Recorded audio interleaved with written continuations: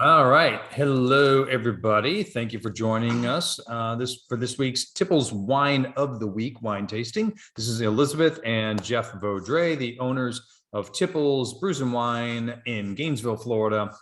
And let's get into this delicious wine. This week we're drinking, will you pull up the slide for me? Sure. The Le Collet Cabernet Sauvignon from Walla Walla, Washington.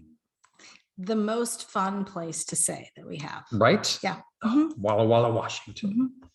92 points, 90 points, regular basis, bringing in this level of rating. And that's no wine slouch. Enthusiast and Wine Spectator, right? Yes, you got it. Nice. Food pairings. That's the only quiz answer I'm answering this. No, there's going to be so many more. Food pairings for this guy: pot roast with leeks and mushrooms. You're welcome. Rosemary braised lamb shanks and moussaka. You have to remind me what moussaka is. Moussaka is basically, it's like a lasagna, but with eggplant. Oh, And that sounds great. Yeah, and meat sauce and all Okay. that. So Sounds awesome. yes, and it would be awesome. We should make one very soon. All right, let's jump back to us, please. Okay. So here we have a Cab Sauv. If you haven't already done so, go ahead and pop open your bottle. I chilled mine for about 30 minutes in the refrigerator to get it down to cellar temperature, around 60 degrees Fahrenheit. I like it to start there. I know it's going to warm up just a bit in our 70 to 72 degree household here. And Since how it's- long has ours been open? Ours has been open for about 20 minutes. Okay. Just give it a little time to take a breath. It will adjust, it'll open as we talk about it, but it shouldn't open up intensely, tightly wound up. That's one of the wonderful things about Washingtonians. They have character, but they don't hold back, that you can kind of get into them a little easier than a lot of other Cabernet Sauvignons. Alcohol content, 14.5%. Is it ageable? All right, so we have, yes, an easy 10 years on this guy. Yeah. So nice tannins, solid acidity, which you'll find out, some nice fresh fruit, and then a good level of alcohol. So shouldn't be a problem.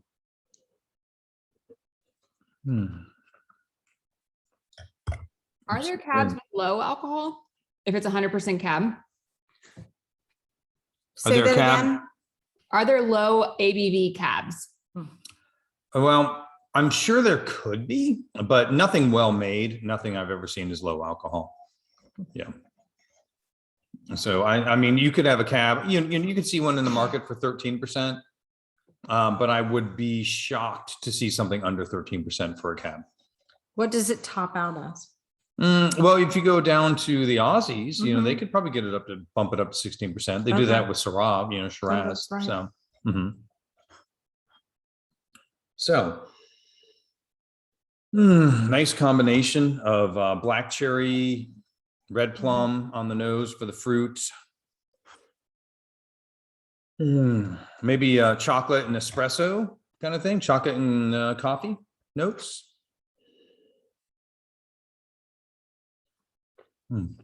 I like the tannins too. They're grippy. They're not bitey. Really nice tannins, right? I know those are not the correct terms, but that's what it feels like. No, and that's what. So these are not aggressive tannins, but they are Okay. very grippy, right? Okay. So they're really there. They're drying out the palate, Okay. but they're rounded.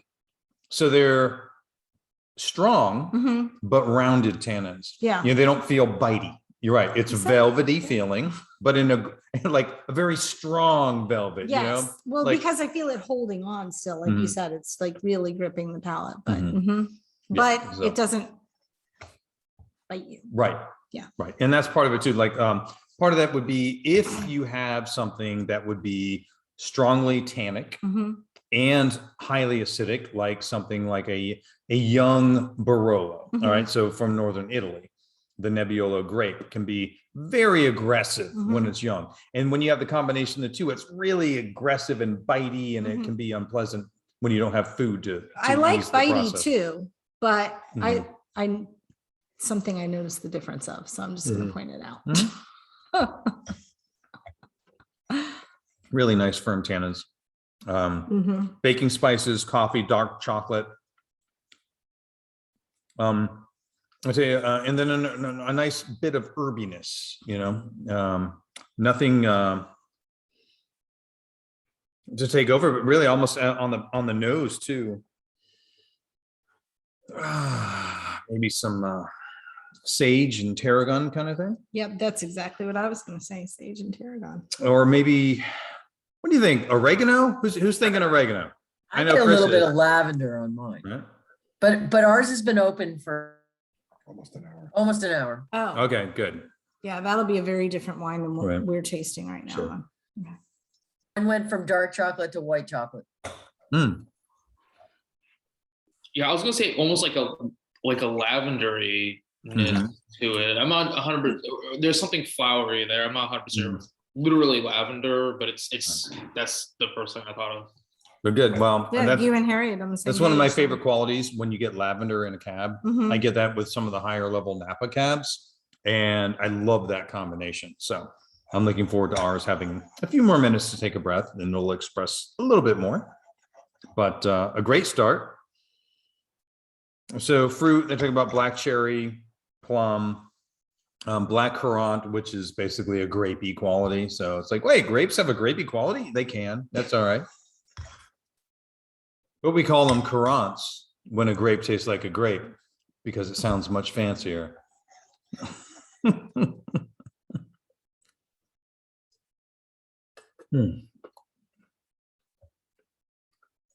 I like the white chocolate pulp as well, Harriet, by the way. As soon as you said that, I was like, it's a good one. Nice. How long has yours been open, Chris?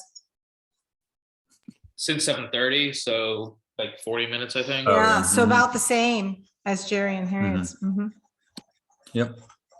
So enjoying it so far on the way in before we delve into what it is and where it's from. I think Jerry was going to Yeah. say something. What was that, Jerry? I was just gonna say the tannins lightened up a bit. Right, in that hour. But And they're they never did hit you in the face. Though, so like, Yeah, yeah. Right. Yeah. Very It's- nice. I like. They're very firm, but they are round. Mhm. And that's what they call it. When you hear people say, they'll say sharp tannins, round tannins. This is a great example of when somebody describes something as velvety Mhm. or rounded on the tannins. This is what it is. Yeah. I So it mean, doesn't mean there's not grip, mhm. but you can feel the difference. It's not spiky on your palate. It's like a very firm hug. Mhm.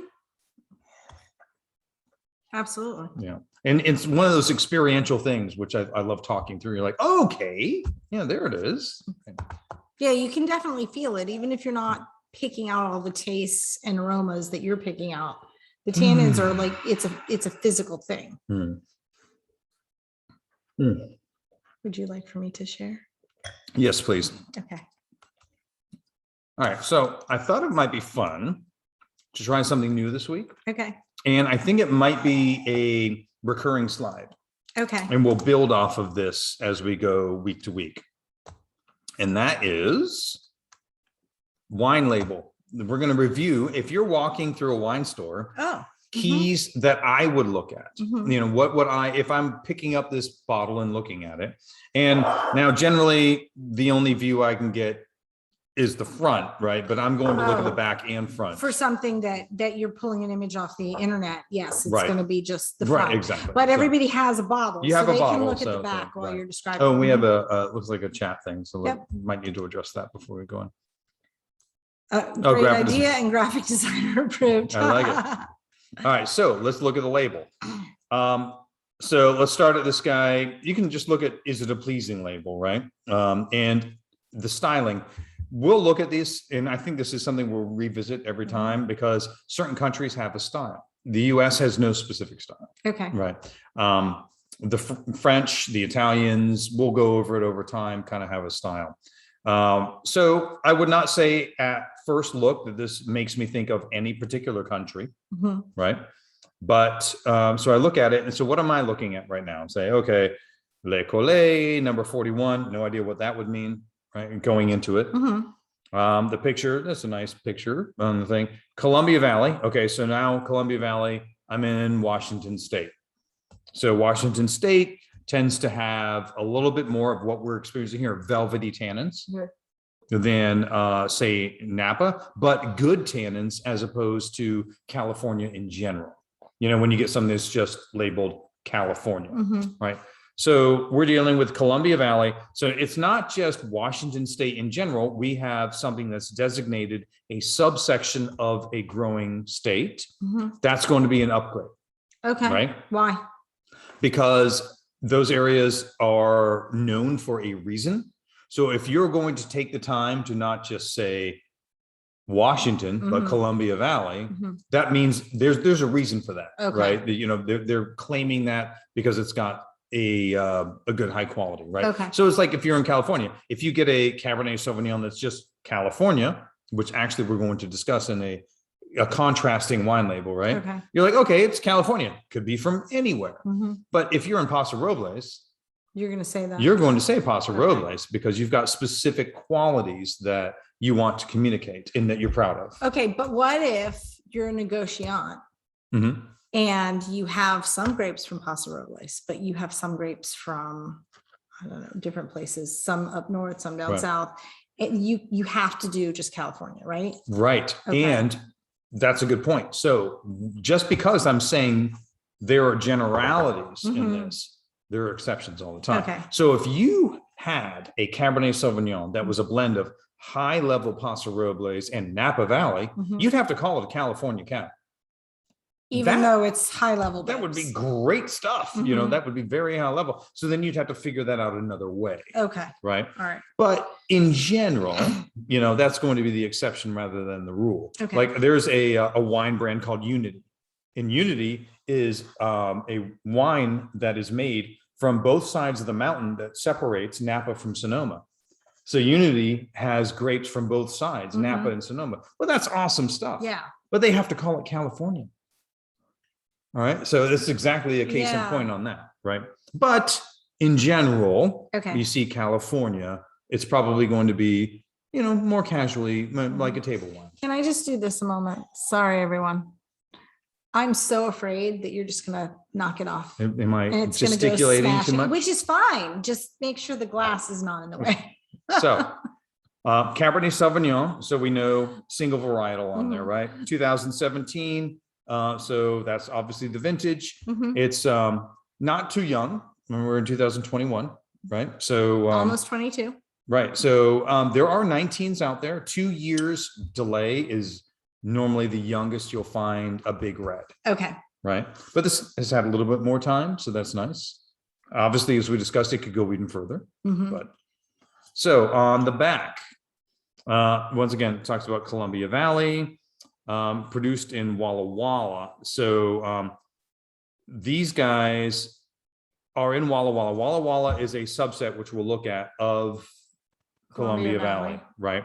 And these guys are in Walla Walla, but this is sourced throughout Columbia Valley. Okay, that's why it says Columbia Valley, not That's why Walla Walla. exactly. Otherwise, Okay. it would say Walla Walla, and you would go in even a step further. Okay. So this is not just Walla Walla grapes. Mhm. These are Columbia Valley in general, made by a winery in Walla Walla. Mhm. Going down at the bottom on there, you see produced and bottled by Okay. Le Collet, right? So they do make this wine.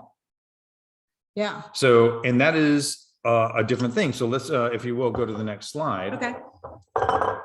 Once again, just because there's a difference, it can make a difference. It maybe doesn't make a difference. So do you guys remember Hope Dies Last that we had 2 weeks ago? Yes. Hope Dies Last, Napa Valley juice, right? We were actually sold out of it. So I took the sister wine, which is Sigrid the Black. Also, you know, Napa Valley, same producer, that kind of a thing.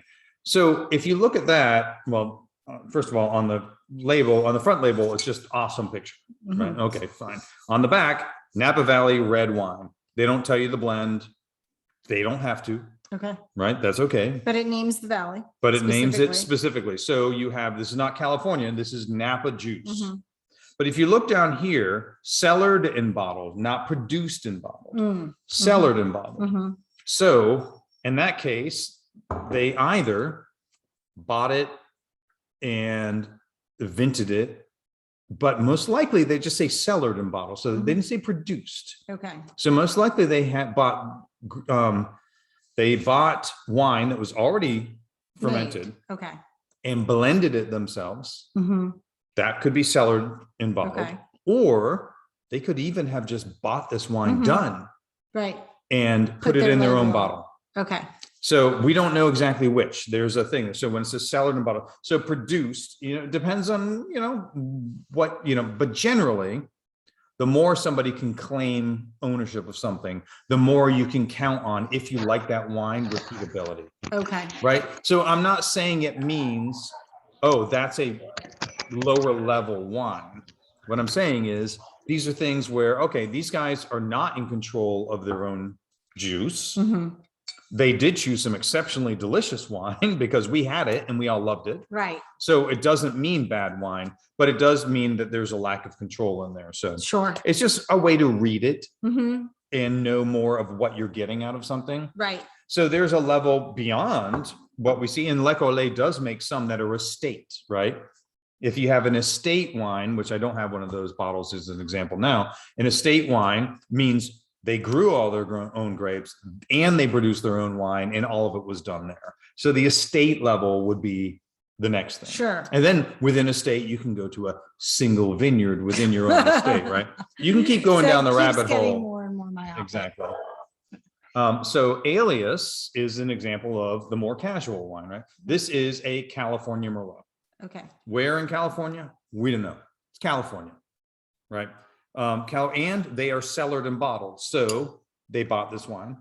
Or they blended it Or with something. yeah, or they bought the juice, they bought the wine completed and maybe blended it together and Okay. put it in their own. But it's Merlot. Is it? We don't know if it's 100% Merlot or not. No, we don't. Okay. No, we don't know those things. So Okay. it's a casual wine. Mhm. This is a very delicious, it's very tasty. Mhm. I use it for events all the Yeah. time. Nothing wrong with that, but I thought, it's kind of good to go through what do these things mean on Right. there? Right. And so I thought it might be fun to kind of go over that each week and build on it. So if you are picking a wine, well, you're walking through the store Mhm. and you're picking wine on your own, Right. then you might look for something more like Le Collet that has all those things on it. But if you're asking for help, obviously we know what's in this. Well, I don't, Right. but you know what's in the store. Right. And part of it too is if you're looking for a casual table wine, Mhm. which there's nothing wrong with that, Mhm. you're probably going to drink something that is a little more general, right? Okay. Yeah. Because you're not, you pay more for the more like, That's right. as we go down. Okay. As you become more specific, Mhm. you're going to pay more money. Okay. All right. That makes sense. So you're dealing with more prestigious area, a Mhm. smaller growth area, more hand tending, that kind of a thing. Okay. So anyway, I think that's good. I think that's good as a start. Yeah. We'll cover it a little bit more to each week. learn. Mhm. Yeah.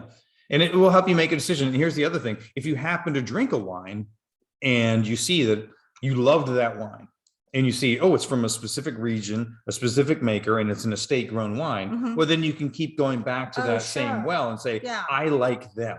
Okay. You know what I'm saying? Yeah. So anyway, all right. So Cabernet Sauvignon. Origin is France, right? Southwestern France, cross between Cabernet Franc and Sauvignon Blanc grapes. So a red grape and a white grape crossed and made a more intense red grape. And the world rejoiced because it's the most popular red wine in the world, It's right? exactly what I was talking to my kids today in class about. I mean, not wine, but cohesion.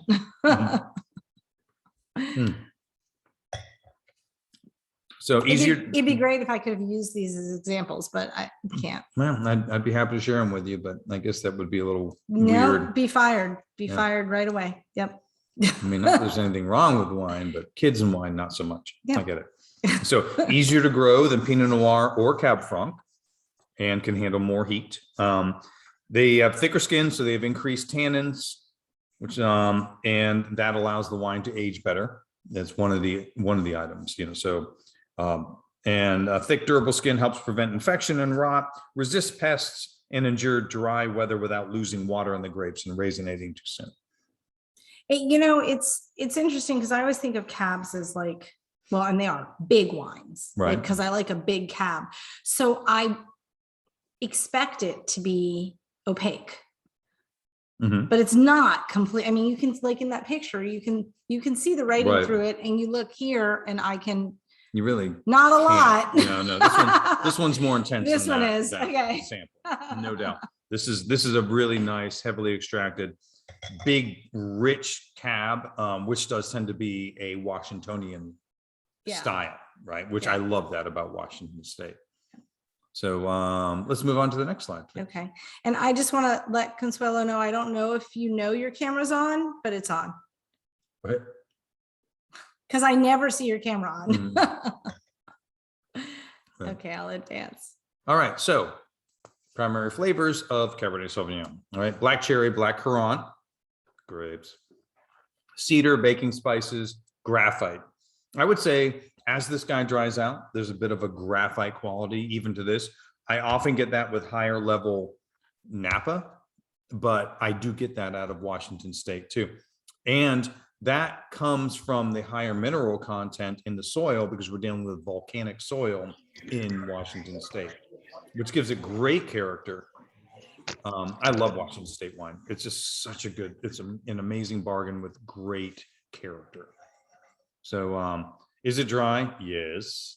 Full bodied for sure, all the way up to the top of the scale. Medium high tannins, absolutely. Medium acidity, sure. It's not, it doesn't taste like it's dried, not dried fruit, you know, Mhm. it's not dates we're talking about here. And ABV, we're at 14.5. It peaks out around 15. Yeah. So I'm sure there's one or two So- bigger ones in the world, but yeah. This pretty much matches this, which is different. Okay, so we have a hand raised. Okay. Am I off mute? Yeah, now you are. Okay, cool. All right, so it's working. So then that means that it's ageable. Oh, yes. You Okay, said so- 10 years? Yeah, an easy 10. Yeah, so that was gonna be my question. What determines how long you should age it? So the intensity of the acid and the tannins, along with the alcohol level, right? So you want to get alcohol kind of gets you to, all right, this is a baseline ageable. So you want to be pretty much here, 13.5 to 15, right? If you want to go with a red, because that would be that's what you would see in Bordeaux. From there, if it's highly acidic and almost difficult to drink young, then you're really going to be 15 plus Okay. years out, right? Or incredibly tannic can be Mhm. the same thing where you want it to relax, dude. You need some time. So this guy hits medium high acidity, medium high tannin. So this one could easily hang out for at least 10 years. And anyway, that's kind of where it all comes together in there. Is it an exact science? No. You know, could this guy last 20? Maybe. You know, Mm. it's not really made for it, but Mhm. honestly, I don't see anything in this character that wouldn't last that long. Okay. So it's really a matter of asking. Yeah, it is. You, I you mean, so you'll you know drink a it, little bit, but you ask the expert and then, right? You drink it, you assess it a little bit. I mean, there are things there are Barolos that are going to be amazing that can actually be quite difficult to drink early. Mhm. I mean, difficult. You Okay. drink that and you say, oh my God. And I call it wound up because they're wines that feel even after an hour or so, Mhm. they're still wound up like a spring, you know, Right. that just needs to release, you know, and but this guy, you know, giving it an hour or less, you can Mhm. begin to enjoy it. You know, you're Yeah. getting something other than just cranberry. I wish know? they would, and I know why they don't kind of label how long you can, and here's why they don't label it, because if people need to move it off their shelves, they don't want that on there. Right. But I think if they just would put like ageable or, you know, something to say, you know, this wine you might want to stick in your, Yeah. you know, wine cellar for a little bit. I do appreciate that there are certain wine reviewers that will do Mhm. that in their review Okay. and say, you know, drink now and hold, or don't drink until 2024, stuff Okay. like that. Mhm. Even though not that that's always right. We've had some that they're like, drink. And we were, I think, a year early, probably a couple months early on one, like, and it was really good. Okay. So it's just not an exact science. Yeah. And there are a lot of people that like young, aggressive wines. I mean, there are people that will buy a Silver Oak Napa Cab is a great example. Amazing wine, right? Mhm. really needs some time to Okay. in the bottle. But people drink it young all the time and they love it. So that's the most important thing. So Jeff, if we wanted, I already unmuted it. If we wanted, because I've seen that as gift ideas before, like as a wedding gift for somebody, you buy them a bottle of wine to drink on their 5 or 10-year anniversary. Oh, yeah, that's a Mhm. good idea. So is that something we could come into Tipples and have you order for us, or how would that work? All right. Getting older. Do you mean come in and order an older wine? That's We'll come in already and say like, hey, I know these 2 people that are getting married in 2022. right. And they love big, bold reds, and we want them to have something to celebrate for their 10-year anniversary. Right. Could we special order, or do you have something in the store, a red that We have stuff in the store, right? Right. Okay. will peak in 10 years? Yeah. Oh, yeah. That's fine. And just come in and talk to us, and we'll tell you which ones. And we could Okay. always special order stuff too. And we I can mean, also do- order it. Yeah. It's yes and yes. It is. It's yes and yes, which is nice. I Mhm. mean, I do have certain options with what I can order. Like I had someone come in and he said, look, I just sold my company. It began in 1994. What can you get me from 1994 so we can pop the cork when we sell the company? Right. Yeah. Some of you may be familiar with this energetic company We that can sold in say town. what it is later. So anyway, and I was able to find that because I was able to, but I had to go back to Bordeaux, but I was able to get a 1994 and I flew it from Bordeaux to here Oh, wow. because I'm that cool. There you go. You know, I mean, I didn't do it. I'm not the pilot. Well, we know. I just pay for it. We had it flown in. Yes, we had it flown in, which was it was a great project. It Yeah. had I was very excited. Yeah. So, So he would super be fun. very excited for things. like Yeah, we can do all those things. that. Mhm. Okay, so I still have a couple of hands up. I've got the dials and I've got Paul and Linda Mhm. still. So let's go, because Paul and Linda spoke last. Let's go with the dials and then Paul and Linda. My No, thing is, Smith, sorry. oh no, my thing isn't a question. It's mainly just the talk about whether you can age it, and having it on a label reminded me a lot of beer, because I think there's a lot of beers that specifically say like drink fresh, or Mhm. say like you can age this. And I always find that really helpful Mhm. because there's a lot of beers that we age, but sometimes I only feel confident in doing it because the bottle says that I can. And so I think I agree with you, Elizabeth, that it would be like, I can see the merit in having that on. Yeah. Yeah, no, I think it would be great. I agree. I think that they're afraid of hurting their sales though. Because if they say, oh, best by 2024, then people are going to come by and say, no, I wanted something 15 minutes from now, not buying that bottle, Mm. you know, and that's why they don't do it. Well, I think they should just say ageable, you Yeah. know, because then, you know, it is able to be aged. Right. But you can just, I mean, if you had some kind of label, even if it was somewhat ambiguous. Right. So Well, that's just my 2 cents, and they're not going to listen to me. So right. I will say this guy's. I'm just saying, coming from an education standpoint, I think the more you can educate people, the better. Yeah, So agree. And by the way, black cherry chocolate lavender on the nose, now that it's had some more time to open up. So good. I mean, I know I chose the wine, but come on. just like patting himself. on I'm the just like, back look, there. everybody, you are I did a welcome. really good job picking this wine. There Hey, you go. look, you know who's really Le Collet makes great wine. There you go. So, Okay, so all right. Paul or Linda has a question. All right. So this is, and maybe this is a question for after hours, but it is for wine education. When they're making the wine, do they know that I'm making an ageable wine? I'm just going to keep it, and then I'm not going to start selling it until 10 years from now so that it can sell, or I'm going to sell it and then tell people, or we're going to get some experts in and taste it. And then they're going to say, yes, you shouldn't drink this for another 10, 15, 20, 30, 50, whatever years. So then you just hold it and then you sell it, or you get it in the store and you go, hey, you can buy this, but don't drink it for another 30 years. Or also following up on my question, does the price go up year by year as you get closer to that drinkable age? All right, so. I will say this, Mhm. Elizabeth said exactly what I was thinking, because You when always do. Paul was, I was like, they should have some form of, like education on that. So you should patent it and sell that whole idea about a ageable. I wish. Yes, girl, do it. I think that it's smart because it's helpful, but it's not necessarily taking back from the industry, but I think it's helpful for people to understand. Right. Mhm, No, I think that's a good point. And so going back to Paul, mhm.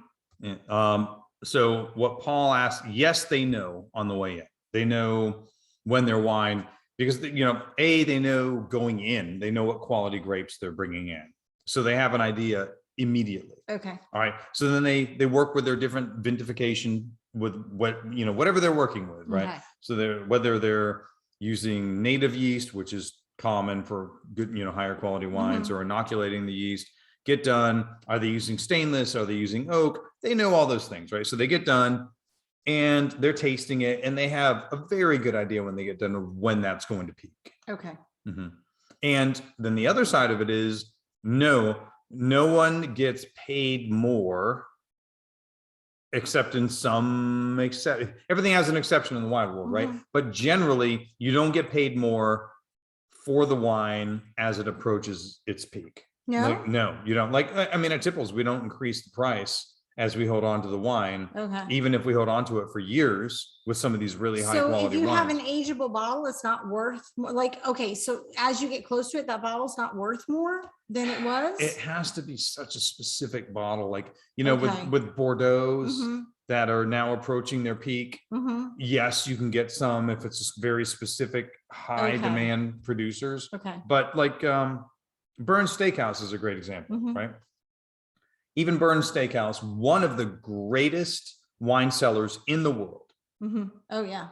and they in general do not charge more than they originally bought the wine for, even when it's aged. Huh. You- Well, that's interesting because it seems like as you're approaching that peak time, it's worth more. Yeah, it is, but it's just not something that's done.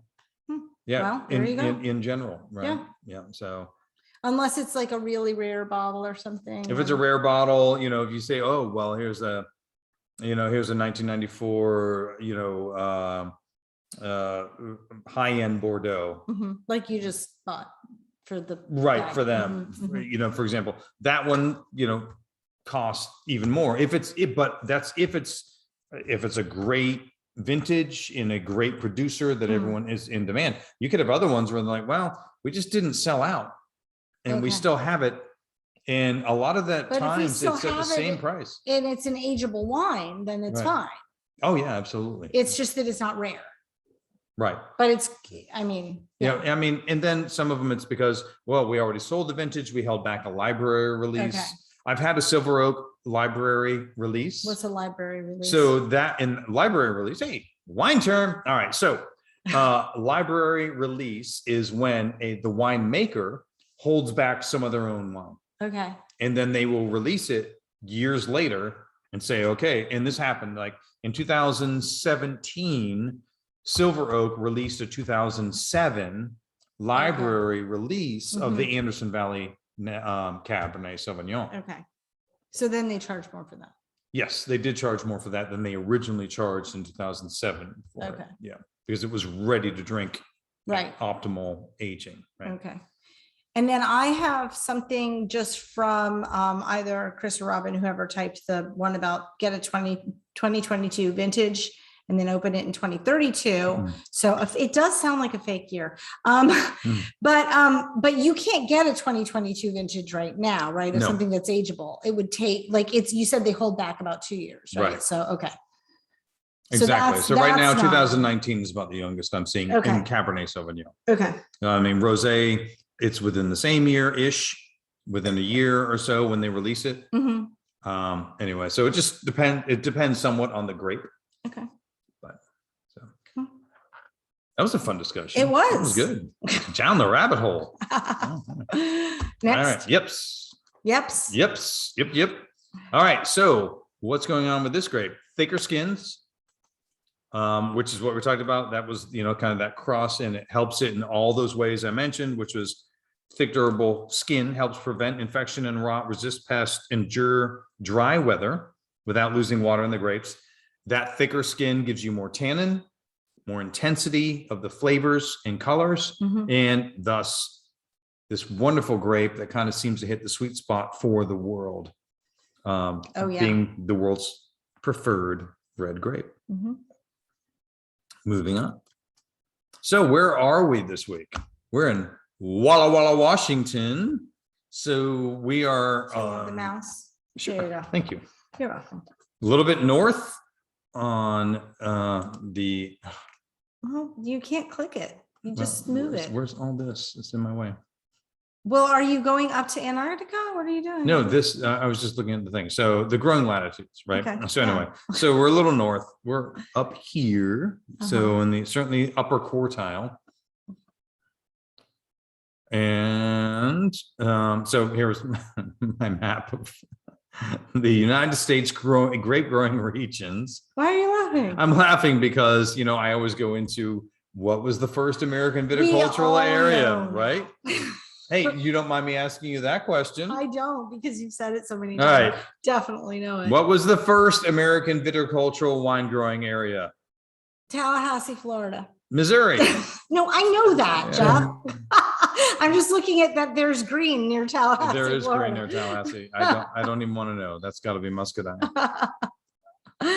We all So, know it's Missouri, Missouri. now. Right. So the second one was Napa. there we go. All right. So anyway, we're up here. We're in Washington. Or in fact, we're in Eastern Washington. Mm.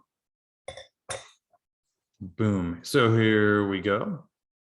So you're back in here. You've got a combination elevation, dryness, because this is all very wet. Sure. So you'd be full of, fungus. So over here, here's Walla Walla. And you can see how dry it becomes. I mean, just they're showing, the difference. Green, green, green. Yeah. and Not then green. Not green. Yeah. It's a desert area, similar to Mendoza in a lot of ways. It's a Like high desert. area. Essentially, yeah. Wow. Okay. So here we have. So this is where they're making the wine. In this case, like we mentioned, they're sourcing from throughout. Okay.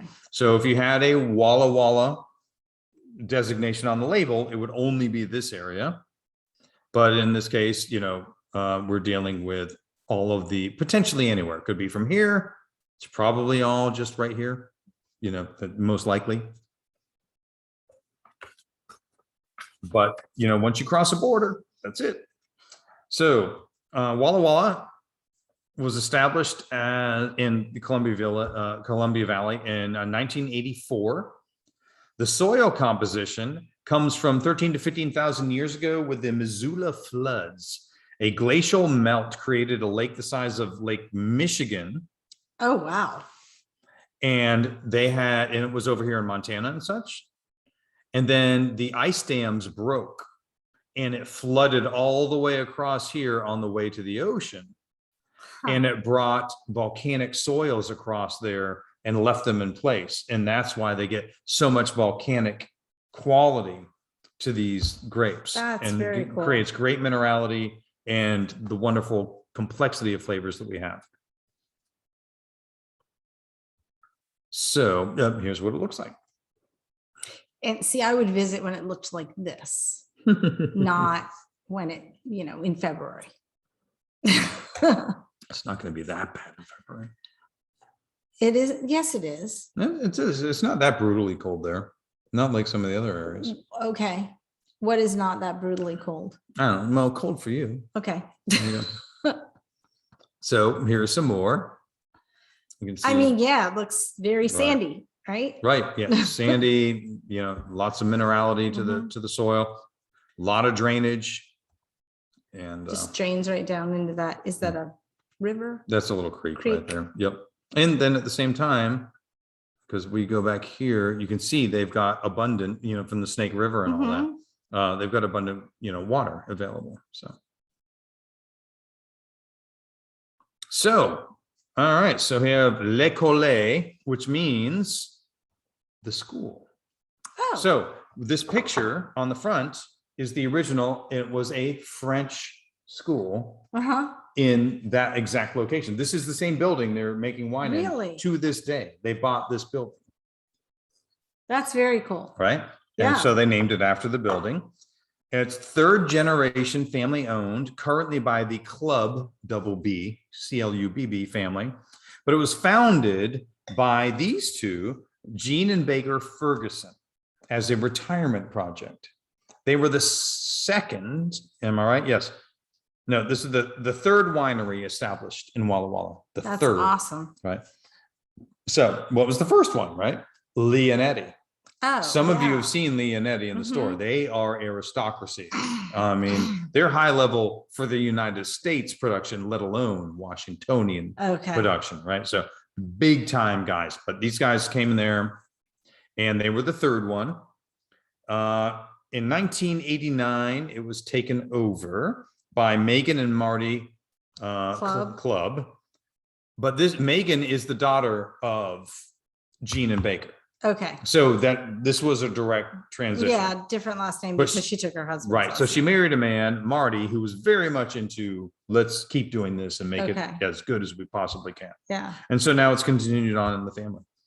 So they do not grow all their own grapes. Like I said, they will source some as well, which we're dealing with here, Mhm. but dealing with in a very positive way. They encourage and actually, frankly, demand sustainable farming Oh, that's awesome. from their sourcing. Mhm. And actually, when I say sourcing, a lot of it is co-ownership.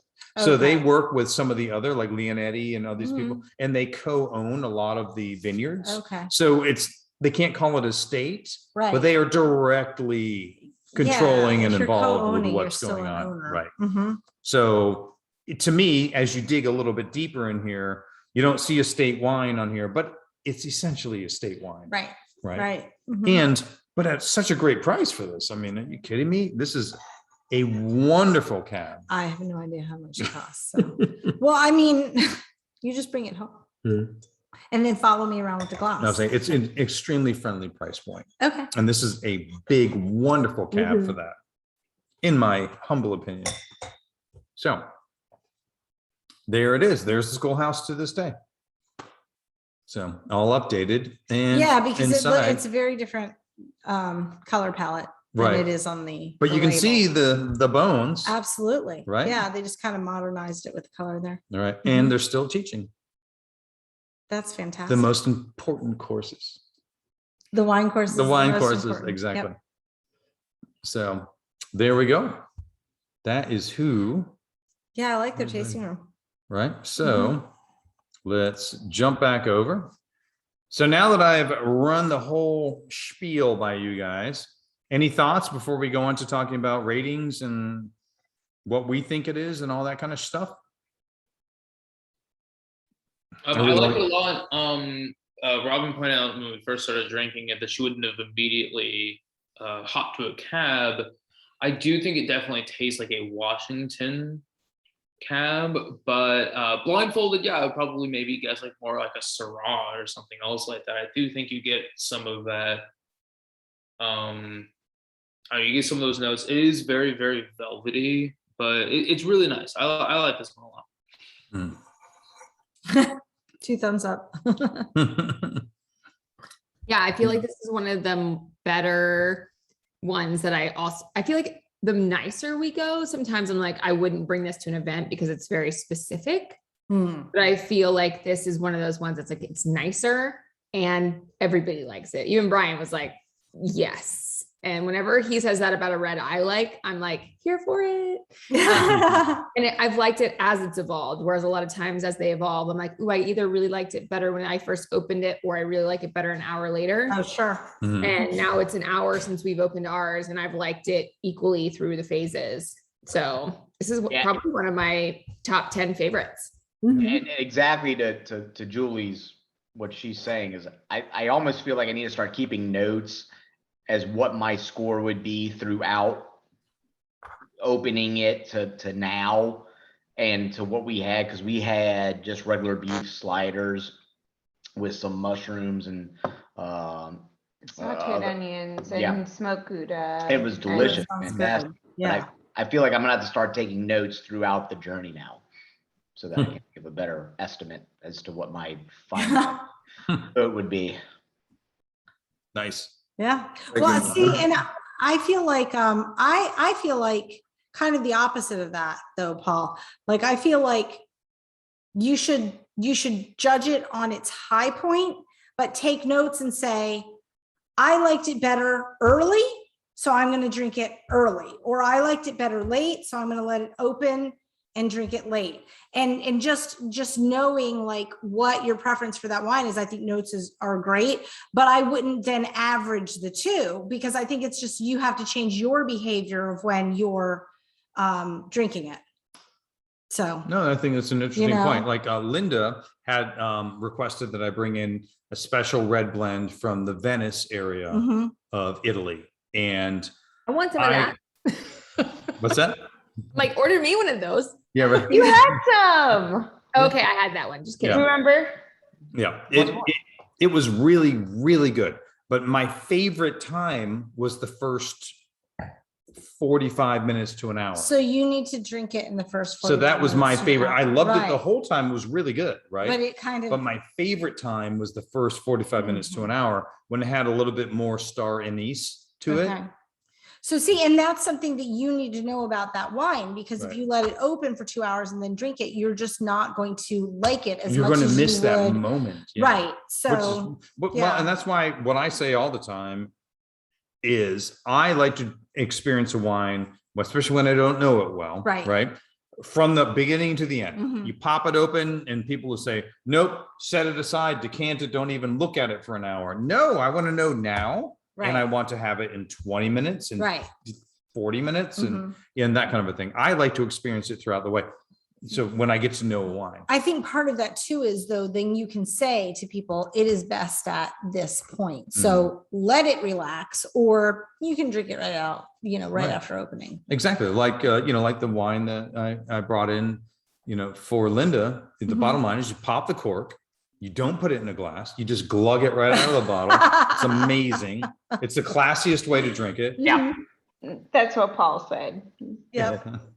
The way Jesus, it's the way Jesus intended. Yeah, there we go. Exactly. All right. I'm going to jump back. Sure. I'll have some lunch tomorrow. Okay, so I think here, I'll do it, babe. Thanks. Okay. Oh, there it is. Yeah. Yeah. Okay, so I think what we're going to is ratings next. Yes. Ratings. All right. So So- Jeff can explain, and you guys can start throwing things in the chat if you want. Yeah. Go ahead and, because you guys have all seen this Yeah, before. he's so. explaining for the recording. So, like I say, wine scores in the 80s are not bad scores. You don't need to be 90 points to be a good wine. This wine regularly rates year on year on year above 90, It's like, which is quite a feat, and it's something that's worth, tip of the hat.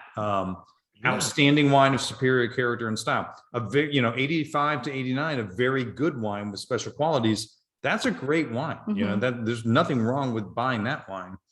Or even if you're buying a casual wine, hey, a good solid, well-made wine, 80 to 84. If you got an 82-point wine for $12, what's wrong with that? Right. However, how much better if you're drinking an outstanding wine Mhm. for, under $30. So, and then of course, 95 to 100, a classic, a great wine, something that you think people have got to have this in their Right. lifetime kind of thing. 92. Yeah, and I think you're like in the 80s, that's not a bad wine. You should be good. Anything under 80, maybe avoid. Oh yeah, yeah. Avoid it. Under 80, avoid. Like, especially because the wine world skews everything up. Right. Well, up to a certain point. Oh So yeah. you get to 90, and then above 90 is like exponentially harder. Exactly. Skews it up to 90, Right. and then you're like, there's a ton. Like if you were to look at a graph, Mhm. 90 would be this huge hump of well-made wine. So like 80 to 90. Right. And then 90, you'd have 90 would just specifically be a this bunch. huge one Okay. by itself. Mhm. And then 90 through 92 would all be up there, but then 92 plus would plummet. Right. And so things that are rated 92 and above Mhm. are much more rare. And then 94 plummets again. Right. With how often you see that. So, Okay, so let's see. I'm going to scroll back to see where we start. We've got a 92 mhm. from the crew of Linda, Brenda, Laura, and John. And then we've got a 93 from Chris, 91 from Consuelo. Robin said a lowly 92. All under 92, Yeah. sorry. Well, she's like being facetious, I believe. Okay, yeah. so and then solid 92 the entire time. Jerry says add a 93. Nice. There we go. All right. Okay, then 94 tastes like it should cost $75. Okay, we need, which one of you was that? Was that Brian or, okay, Brian. Nice. Wow, Yeah. from Brian, geez. Well, yeah. And then Chris agrees with you evidently, or Robin does, Jerry. And then we've got Paul says an 88, Linda says an 89, and Okay. then Julia 92, fabulous with food. Oh, yeah. The, sure. yeah, the quartet there. Mm, right. So. Nice. So what are you thinking? So I would have done 93. I Mhm. really like it. And I liked it better though early. I liked, yeah. Yeah. Like I that- liked it that better tightness early. and- You like it better later. Well, it's opened up. It still has wonderful tannin. I Mhm. mean, it is grippy. It is ready for a steak to this moment. No, it is. Yeah, It is. so- I kind of like the wound up, like whole That's fine. feeling of Yeah, it. there's nothing Yeah. wrong with that. And like At I least said, I do people, tonight. people drink it that way all the time. Okay. Like not just this, but Yeah.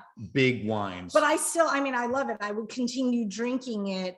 I Mm. mean, obviously, right. but yeah. Yeah, absolutely. Well, I would give it an easy 92. I Like, know. I think it's delicious. Yeah. And I think it way outperforms the price point. I don't know what the price point is That's, again. it's under 30. Under 30. Yeah. Okay. So, so I didn't remember and that. I think, to say that this guy drinks, especially if you were to compare it to Californian cabs, Mhm. like a wine that would be $15 to $20 more is true. Okay. If you were to put it, if were you're trying a to, Napa Valley cap. right, well, Californian cab. Oh, California. Yeah. Okay. Yeah. Not so Napa Valley not- would be more. Napa Valley, yeah.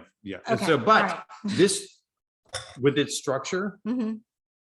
it does not taste like a Napa cab. It has a difference in the way the fruit presents itself. Mhm. But with this level of structure, I've had plenty of Napa cab at the entry level Napa cab Mhm. that was nowhere near this good Yeah, in it's how very the good. structure and Mhm. tannins that were in there. Yeah. So But I do agree with Julie. It's And- one that you could take and have non-red wine drinkers drink. and Like- yeah, and just Or entry, like just starting to dip their toe in the red wine. well, yeah, casual wine drinkers. right. Okay. Yeah, a casual wine drinker could enjoy this. Sure. yeah. Absolutely. Mhm. And they'd say, wow, what is that? What's going on? It's called structure. I love how you think people are just really going to be commenting on the wine when they're, What else would they comment on? If there's wine, that's all people should think about. Okay, wait. Normally you would not take so long to drink a bottle like this. That is true. Yes. That is absolutely Fair true. enough. Yep. All right, let's Wine think- off and on for years, and it's just always the same high level. Very good.